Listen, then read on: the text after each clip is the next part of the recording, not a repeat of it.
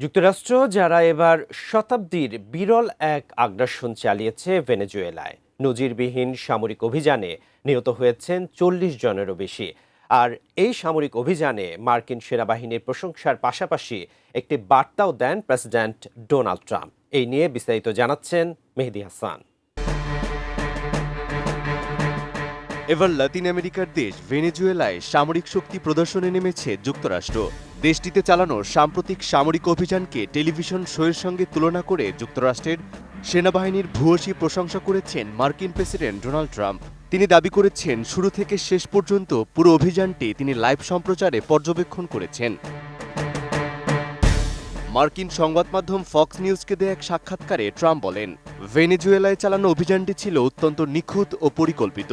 তার ভাষায়, আমাকে সামরিক বাহিনীর লোকজন বলেছেন পৃথিবীতে আর কোনো দেশ নেই যারা এমন নিখুঁতভাবে এই ধরনের অভিযান পরিচালনা করতে পারে। আমি নিজে পুরোটা দেখেছি, আমার কাছে মনে হয়েছে যেন একটি টিভি শো দেখছি। আমি বুঝি নির্মাণের শিল্প, সালাম স্টিল বোঝে ডিউরেবিলিটি। সালাম স্টিল, মোস্ট ডিউরেবল স্টিল।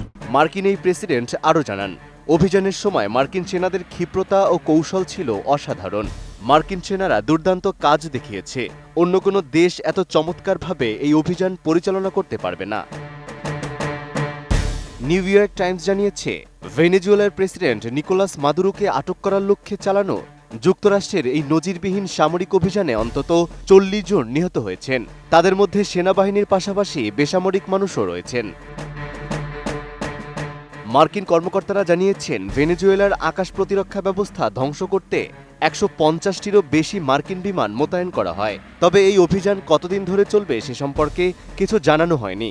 তবে ওয়াশিংটনের ঘনিষ্ঠ সূত্রগুলো জানিয়েছে, ভেনেজুয়েলার চলমান রাজনৈতিক অস্থিরতা ও নিরাপত্তা পরিস্থিতির প্রেক্ষাপটেই এই অভিযান চালানো হয়েছে।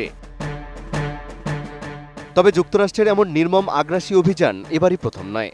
এর আগে ১৯৮৯ সালে পানামায় অপারেশন জাস্ট কজ নামে এক বিশেষ অভিযান চালায়, যেখানে ঠিক একইভাবে দেশটির প্রেসিডেন্ট মানুয়েল নারিয়েগাকে তুলে নিয়ে যায় মার্কিন বাহিনী। ঠিক ৩৬ বছর পর চালানো সেই একই কায়দায় অভিযানকে ট্রাম্পের টিভি শো সদৃশ মন্তব্য ঘিরে যুক্তরাষ্ট্রের ভেতরেই সৃষ্টি হয়েছে তীব্র প্রতিক্রিয়া। সমালোচকদের মতে, একটি সামরিক অভিযানের মতো গুরুতর বিষয়কে বিনোদনের সঙ্গে তুলনা করা দায়িত্বশীল কোনো রাজনৈতিক আচরণ হতে পারে না। বিশ্লেষকদের ধারণা, এই অভিযানের ফলে যুক্তরাষ্ট্র ও ভেনেজুয়েলার মধ্যকার কূটনৈতিক উত্তেজনা আরও বাড়তে পারে। একই সঙ্গে লাতিন আমেরিকা অঞ্চলে ওয়াশিংটনের এই সামরিক আগ্রাসন নতুন করে যুদ্ধ অবস্থা তৈরি করবে। মেহেদী হাসান, এটিএন নিউজ।